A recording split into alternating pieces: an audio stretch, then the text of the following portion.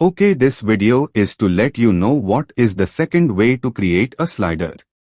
In this folder we have three files: index.html, style.css, and main.js. These three files are currently empty.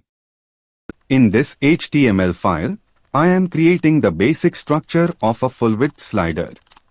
I start with the HTML boilerplate and set the page title. Inside the body, I create a main div with the class slider. Inside this slider, I add three div elements with the class slide, which represent slide 1, slide 2, and slide 3. The first slide has an additional active class, so it is visible by default. I also add two buttons with the IDs prev and next to move between the slides. Finally, I link the CSS file for styling and the JavaScript file to handle the slider functionality.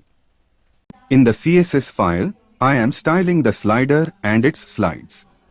First, I remove the default margin from the body.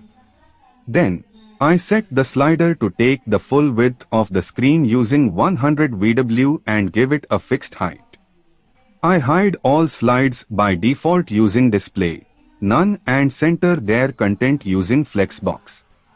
Each slide has a different background color to make them visually distinct. The slide with the active class is displayed using display flex.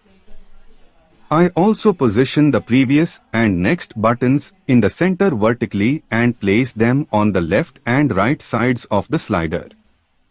In the JavaScript file, I am adding functionality to change slides when the buttons are clicked. I create a variable called index to keep track of the current slide. Then, I select all slide elements using querySelectoral. When the next button is clicked, I remove the active class from the current slide and move to the next slide using modulo to loop back to the first slide.